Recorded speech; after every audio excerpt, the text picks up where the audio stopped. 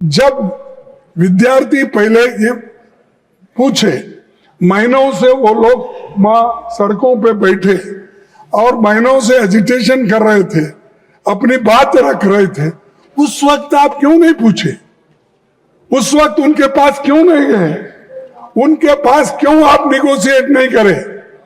बाद में बुला के नड्डा साहब अपने चेंबर में बुला के समझाने के बजाय जिस दिन वो वहां बैठे थे उसके 2 दिन बाद या 3 दिन बाद अगर आप जाते तो ये समस्या नहीं होती, इतने लोग लाठी नहीं खाते थे, इतने लोग बर्बाद नहीं होते थे, इतने लोग बारिश में नहीं रहते थे।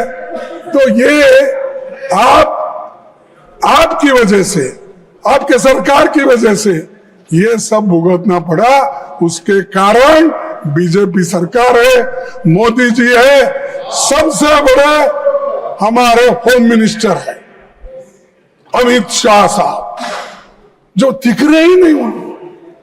मैं देख रहा हूं, नहीं तो बाकी के छोटे छोटे इश्यू में आके बार बार अपनी बात रखते हैं, हर तरफ घूमते हैं, तो किस तरफ क्यों नहीं घूम रहे मुझे मालूम नहीं।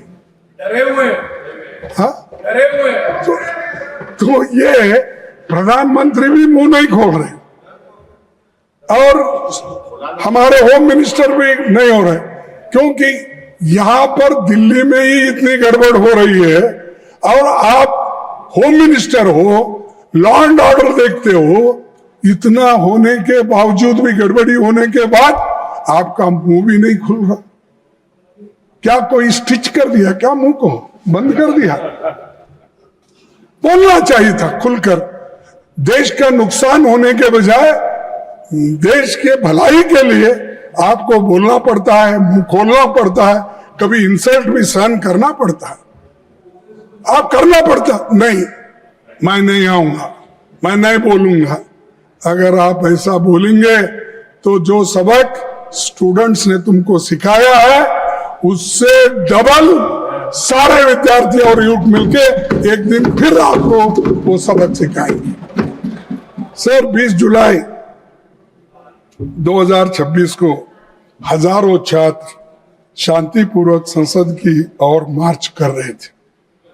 वे संवाद चाहते थे, लेकिन उन्हें मिला लाठीचार्ज, आंसू gas, water cannons, pellet gun, current वाले बैरिकेड, मेट्रो लाठी में कीले रखकर और रेलवे स्टेशन भी बंद करे और मेट्रोस बंद करे और इंटरनेट बंद करे। ये सब ठप हो गया। ये सब आपने किया और इससे विद्यार्थी उचक गए, नागरिक भी बहुत इसमें गुस्से में रहे। तो इसीलिए उनको ये एजिटेशन करना पड़ा, लेकिन आप संभाल नहीं सके, शांति से उनसे बात नहीं कर सके। 100 से अधिक छात्र इस एजिटेशन में जो थे वो घायल हो गए और आईसीयू में वेंटिलेटर राम मनोहर लोहिया हॉस्पिटल में पड़े बहुत से, और कई बच्चों को आंखों में वो पैलेट के छर्रे लगे, आंख पे लगे, पीछे लगे। आप सब देखे हैं, सब टीवी में आप बहुत देखते रहते हैं, आप देखे हैं।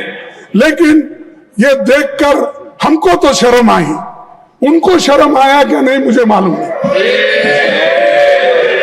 जो मुझे शर्म आया, अरे मेरे विद्यार्थी जो गांव से आए, स्टेट से आए, उन बच्चों को पैलेट्स का यूज करके उनको मार रहे हैं और हॉस्पिटल में गिरे हैं। किसका आंख गया, किसका कान गया, किसका हाथ गया, किसका पैर टूटा। इसका जिम्मेदार कौन है? इसका जिम्मेदार आप है, होम मिनिस्टर है। आप बंद कमरे में रह के आप सुन रहे होंगे मेरी बात, लेकिन आप बंद कमरे में रह के बहुत दिन छुप नहीं सकते, एक दिन हम बाहर खींच के लाएंगे और जनता के सामने हम दिखाएंगे इनके दिल में क्या है।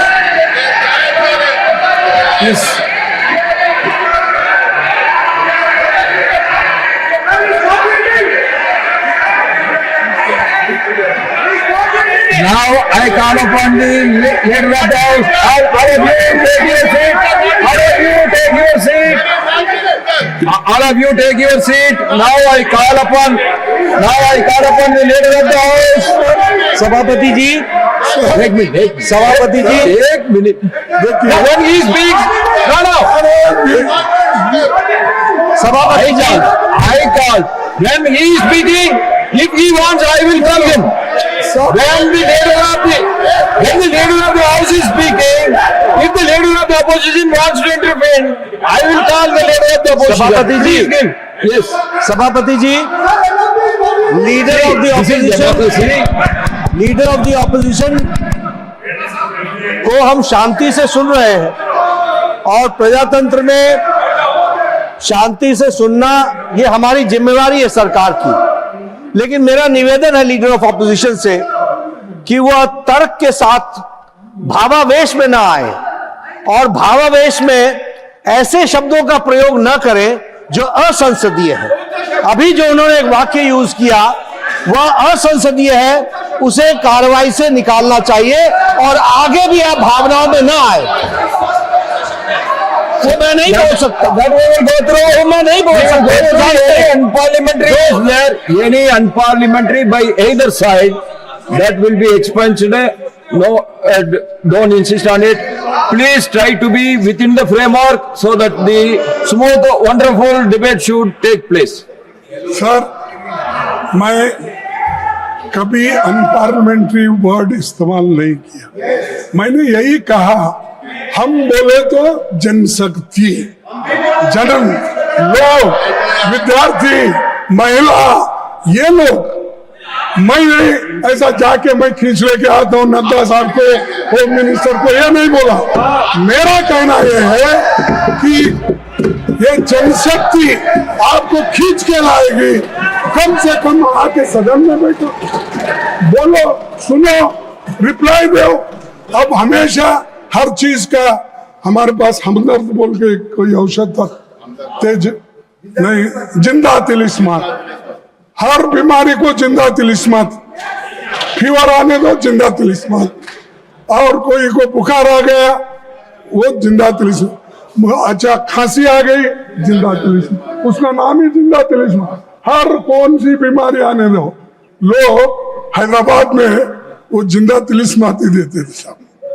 तो वैसा इनके पास कोई नहीं, हमेशा जो अपने पोर्टफोलियो के विषय रहते हैं, ठीक है, एक आधा बार हमारे स्टेट मिनिस्टर्स उनके तरफ से बोलेंगे, कोई बहुत ही अर्जेंट काम है, ठीक है वो बोलेंगे, लेकिन हमेशा सारी बात नड्डा साहब को लगा देते हैं। वो नड्डा साहब हर चीज का वो निभाते हैं। और उसके बाद अब जितेंद्र सिंह आए, हर चीज को उनको आगे करते हैं। और ये सब क्या है, ये सब जिंदा तिलिस्मात का काम कर रहे हैं। छोड़ो सर, 20 जुलाई की घटना के तुरंत बाद सरकार को देश के सामने पूरी सच्चाई रखनी चाहिए थी, लेकिन हैरानी है कि इतनी बड़ी घटना के बाद भी आज तक मैंने कहा पीएम या एचएम अपनी बात नहीं रखे, इसके बारे में रिग्रेट भी नहीं करे। रात के 12 बजे, रात के 10 बजे इंस्टाग्राम उसमें ऐसा लेके बात कर रहे हैं, और क्योंकि उनको नींद नहीं आ रही थी, बहुत परेशान थे। अरे आपको तो मन की बात बोलने की आदत है, आपको तो हर बात में इंटरफियर करने की आदत है, आपको तो पिछले सरकार को 100 बार गालियां देने की आदत है, कम से कम बच्चों को एड्रेस करने के लिए आपको समय नहीं मिला, रात के 12 बजे मिला।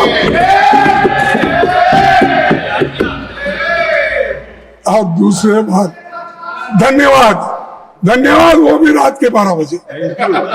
Thank you friends. हाँ, ये नए शब्द उन्होंने प्रयोग किए, नहीं तो हमेशा हिंदी में बोलते थे।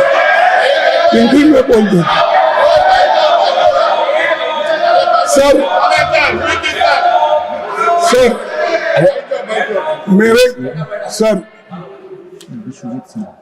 अरे कोई पार्लियामेंट्री नहीं है मेरा, क्यों दिखा रहे तुम? कुछ नहीं उसमें। सर